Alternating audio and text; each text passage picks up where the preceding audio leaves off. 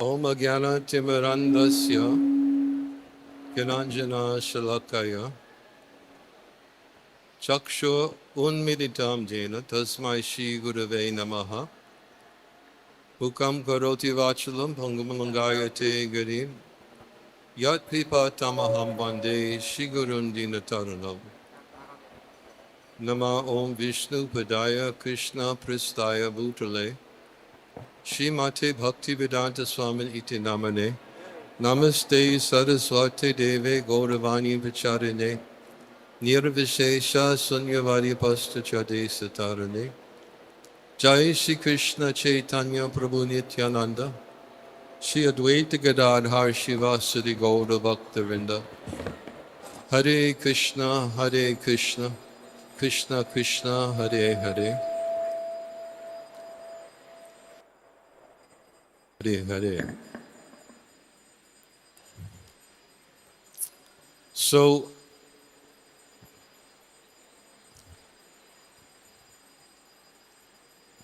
I saw in the schedule that this was written as a special presentation. I was a little surprised. I don't know if it will be something as labeled as special.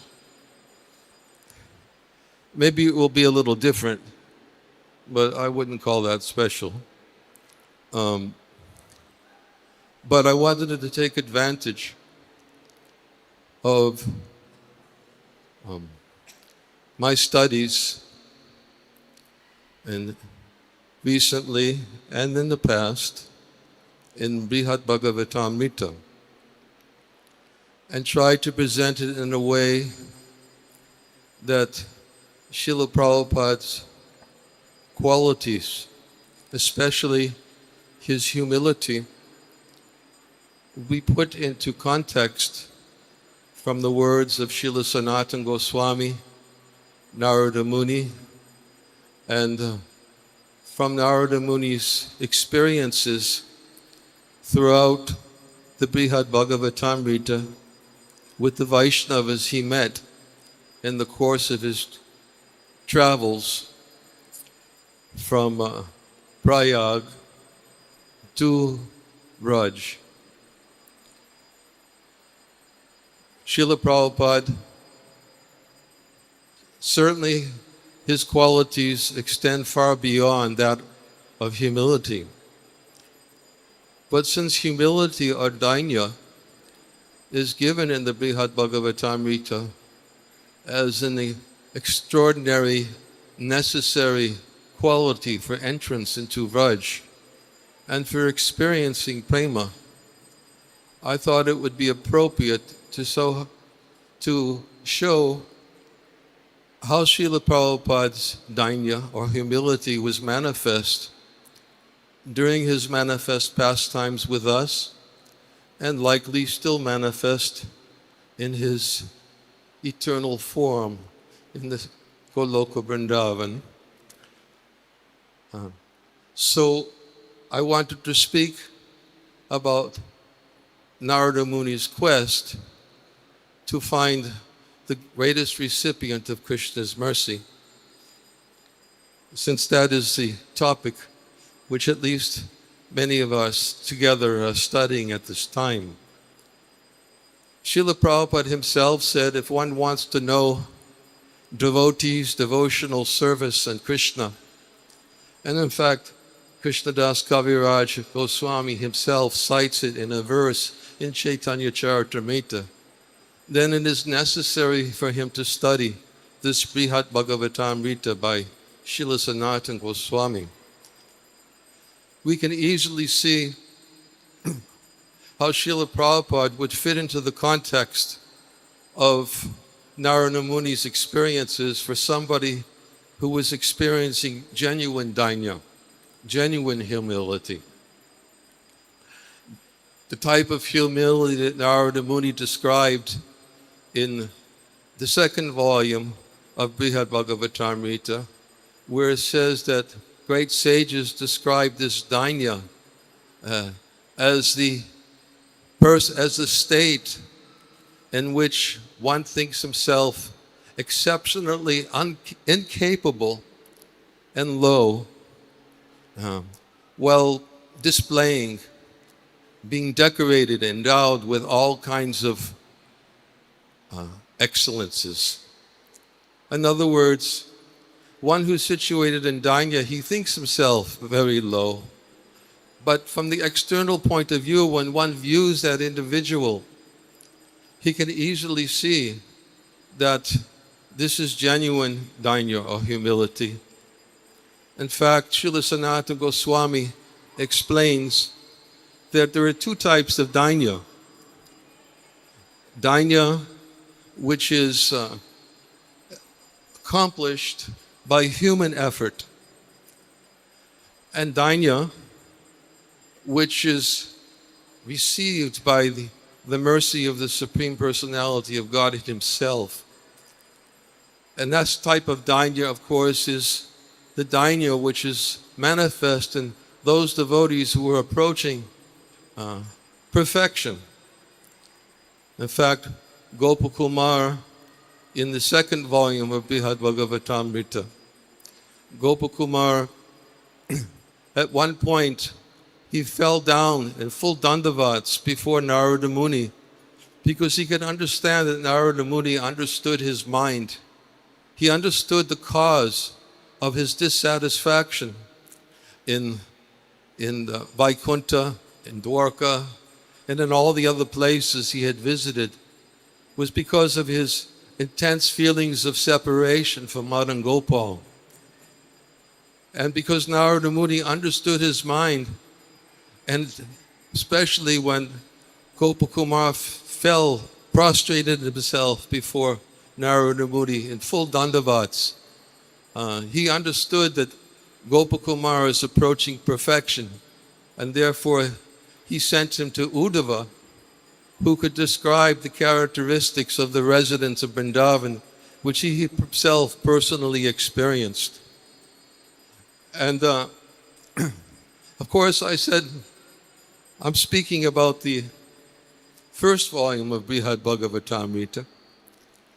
And one of the experiences Narada Muni had when he approached various Vaishnavas, such as the Prayag Brahmin, such as the southern king, Indra, Brahma, Lord Shiva, and then beyond Lord Shiva, he went to Prahlad Maharaj, Hanuman, and then the Pandavas, the Yadavas, Uddhava, and then Uddhava, of course, when Uddhava deflected the glorification of himself, as everyone previous to him, they deflected the praise of themselves, and they, by describing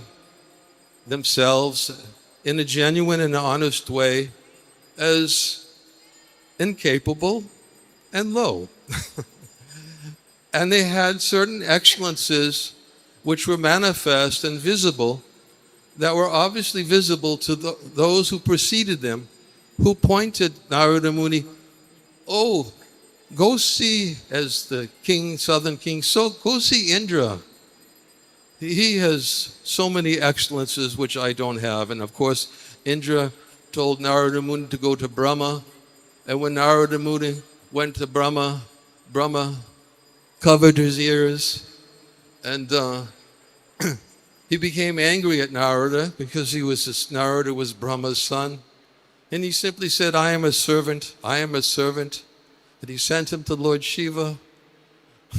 And then when he went to Lord Shiva said, no, you have to understand, I am the root of ahankara. I am the root of false pride. How can there possibly any devotion be? How can I even be called a devotee? And in each personality he went to, he deflected this praise and sent him to the next person. This deflection of praise and this non-enviousness and being able to recognize a superior is one of the characteristics which made them outstanding in their own ways of showing their particular position of humility and non-enviousness and pointing to someone beyond them. Of course, when Narada went to Uddhava, Uddhava became very respectful and with tears.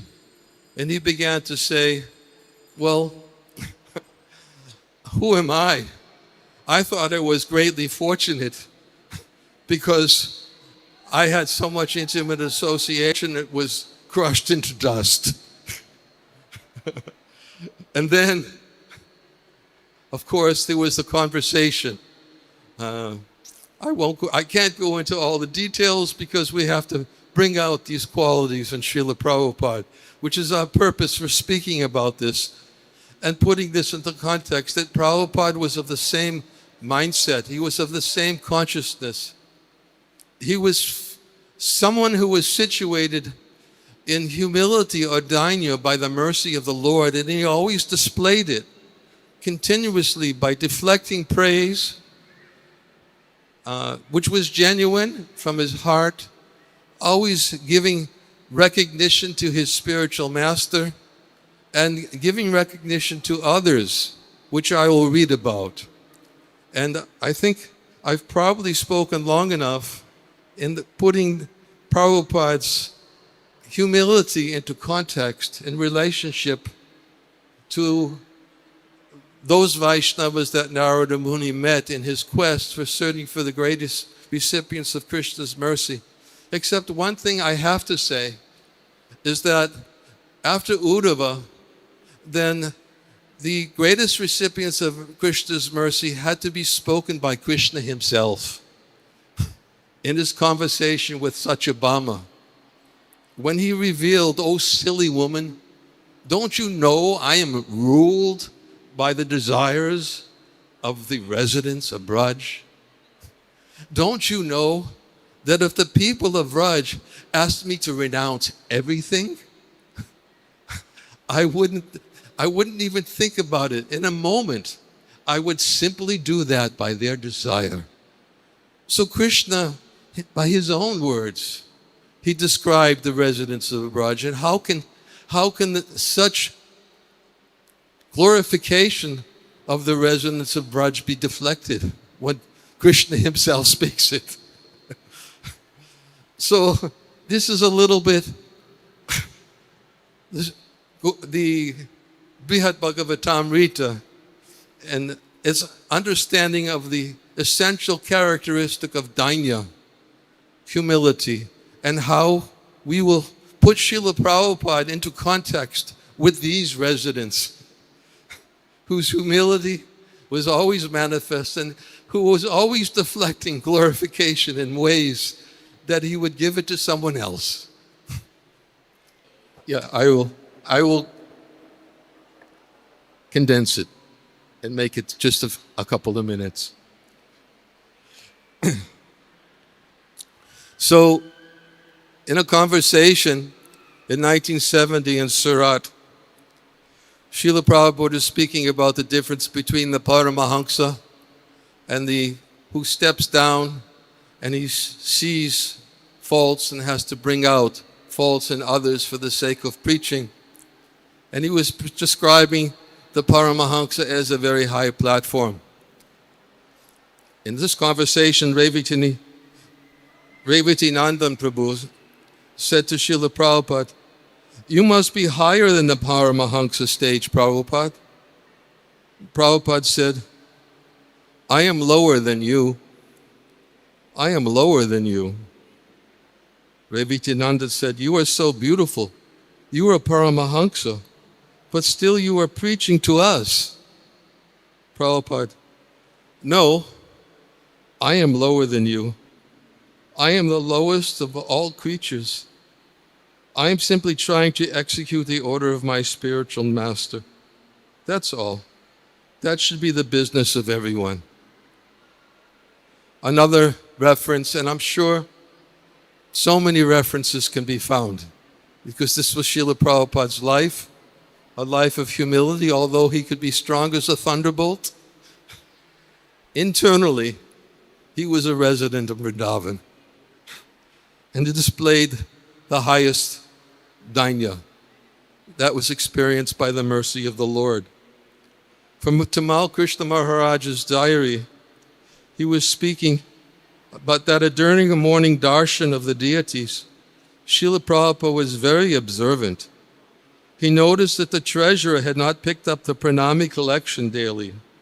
He noticed a tree which was dying from lack of water, as we later found out. Who can estimate how many other things he noticed? Later, when he asked me why the collection had not been picked up and why the tree was dying, I answered that I would make inquiries. My answer displeased him, however. He said, "Why don't you know?" indicating that I should have made these observations myself. Of himself, Prabhupada had to say, "I am thinking I am a worthless person, taking so much service. There is no way I can repay it.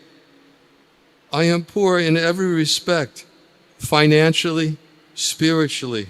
I said, "Srila Prabhupada, our only desire is to serve you." And he said, "I know, and that is the only reason I am living. All over the world, things are going on by your sincere service." There's another one where Prabhupada just simply uses the example of a wire and a gourd and what else? A stick, that's right. How by themselves they're all useless. He says, but when they're dried out, they can put together and they can become useful and make a sitar. And Prabhupada was making the sound of the sitar. And then when devotee said to Prabhupada, "Prabhupada, we were all useless in the West, but you have come and then engaged us." In humility, Srila Prabhupada replied, "It is Krishna's desire. Nobody is useless. I was also useless. I could not do in India alone anything. Too useless makes useful." And the last, this is just a statement that I got from Hari Sari Prabhu's book. When Prabhupada was in Vrindavan, and many devotees came from the Gaudiya Math, and they were sitting with Prabhupada, and Ashram Maharaj said to Prabhupada, "You are the eternal. You will rule over us, guide us, and chastise." Prabhupada, "Forgive all my offenses. I became proud with my opulence. I don't know why God has kept me here now. In the Shastra it is said dukkha, suffering, is a kind of austerity. It has to be welcomed so that one can perform this austerity and become purified." How can Prabhupada say, become purified by this austerity? But in his humility, he was saying it. He said, "Now you all forgive me." This is Srila Prabhupada. Because Brihad Bhagavatamrita is about devotees, devotional service, and Krishna, Srila Prabhupada is certainly included in the pages of Brihad Bhagavatamrita and will be recognized and glorified by Krishna in the same way he glorifies the residents of Braj as being ruled by their desires. Thank you. Hare Krishna.